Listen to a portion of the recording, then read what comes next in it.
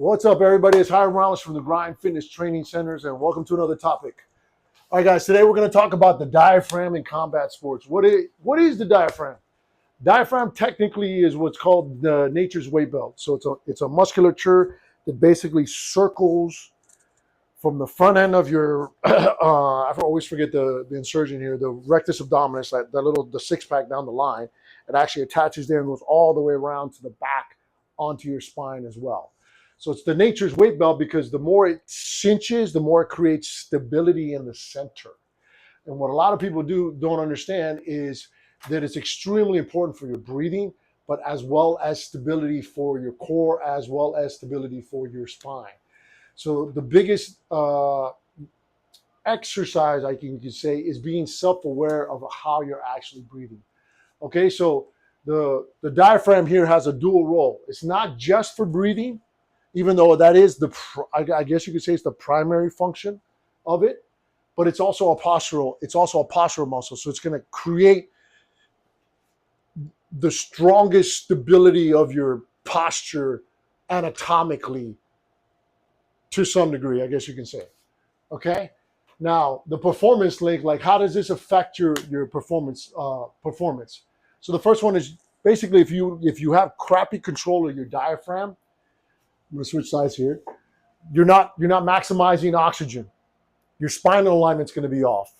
You're not going to have good what's called intra-abdominal pressure. What that does is it creates like this pressure from the inside out that stabilizes the spine.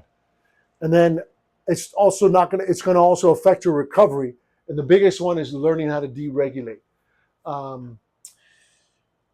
So I teach this with a lot of my general fitness clients, but I myself use it because I'm at an age now where my body doesn't recover quite as quickly. So I'm in pretty good conditioning shape, but my heart doesn't go from that high level heart rate down to back to resting heart rate or like a reduced heart rate very quickly. It doesn't do it like I did when I was in my 20s. So what I use diaphragmatic breathing to basically tell my nervous system and to tell my body to calm down. And then I get my heart rate from 80, 90% of my maximum heart rate back down to like about 30 or 40% quite quickly. And what I do is I use that in between rounds. If I'm doing jiu-jitsu, it's from one round to the next. It allows me to have or reduce my total heart rate oxygen uptake process to the point where I'm able to go into the next round. So it adds to that recovery through deregulation. Okay, so a lot of common problems that we have with this is most people are chest breathers. Most people breathe up here. I can't even do it because it's been so long since I've kind of gotten myself out of that. But most people, and they don't do nothing from down here. And because they're chest breather, what ends up happening is you end up using more of your neck muscles, your scalenes, your sternocleidomastoid, your traps are basically this because your breathing is coming from your chest, so your upper body is much more tense. And on top of that, because you're not using that diaphragm, that belly breathing, you're not creating stability within the core, so you have a weaker core stability. And why would you want that? And then the last common problem from not doing stuff like this or not learning how to strengthen your diaphragm through breathing is you're going to have poor energy transfer from one limb to the other to just in every facet. This is going to affect your energy transfer. Okay, so a couple of the things that you can do training tool wise or stuff that you can add into your workout regimen. There's basically three different things that I recommend here. So the first one is you can do a supine.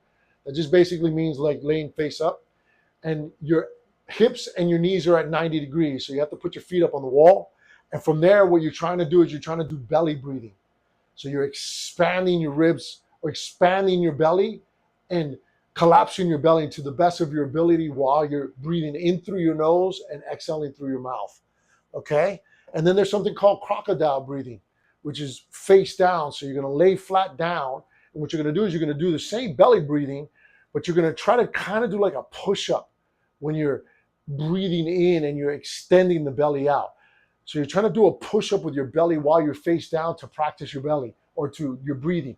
And what you're doing is, again, you're basically putting load on the diaphragm through the floor. So your diaphragm has to push out in order for you to be able to breathe. Okay? And then the last one is doing like carries, which is breathing under load. So your diaphragm has to work under load. So imagine doing a one-arm rack, like a heavy one-arm rack where it's wanting to tilt you this way. At the same time, you need to now tighten up your core in order for you to have everything stabilized. You're driving your elbow down so that your lat is now engaged, which is another stabilizer for the back. And now your core is centered. So now you're creating all this tension in order for you to be able to hold that load, and then you're going to march, which adds a more dynamic motion to it, which encourages more superficial muscles to contract, which creates pressure internally, which then forces the diaphragm to have to work harder under load, which is what you want. You want it in a control setting underneath a lot of load, because if you do grappling, you're going to be holding on to someone. If you do striking, you're going to be possibly neck tying with them. It just depends on what your thing is. Wrestling, all of them are going to do this. So learning how to actually breathe through the belly under extreme load, either unilateral or bilaterally, where your core has to work, and then also adding a moving dynamic, is one of the best things you can add into your regimen. So again, there's 3 different ways: facing up, facing down, loaded. Okay? Now the payoff for fighters. In other words, what does all this mean? Who cares? Basically. Like, why is this important to me? Well, you're going to last longer in rounds. Who doesn't want that? You're going to have a stronger spine. Again, who doesn't want that? You're going to have faster recovery. So it's going to help performance. That's awesome. And I think this one you only get through actually getting battle tested. So this will help with that. So there's this weird zone where you can almost learn this calmness. And if you learn how to be this calmness under pressure through breathing in a controlled setting, when you're in that chaos, you'll find that flow state a lot faster. So that's the payoff for you guys. Better flow state, faster recovery, stronger spine, and longing lasting through rounds. Exactly. You should be doing it at least 1 time a week. To be honest with you, if you've never done it before, I would start with 3 times a week. Once you already do like 90 days at 3 times a week, you can reduce it down to 2 times a week, go another 90 days, and then you can reduce it down to 1 time a week. Because what you'll notice is the more you do it as like where you're dedicating time to breathe, over time you'll start to get good at it, that you'll be able to do it when you're training, you'll be able to do it between rounds, you'll do it at random spots because you've learned that process of doing that diaphragmic breathing in almost every movement that you do. All right, guys, thanks for watching. Stay tuned for the next episode. As always, give me a comment down below. Shoot me a DM if you have some questions. If you haven't signed up for my program, sign up for my program. If not, I'll see you out in the gym.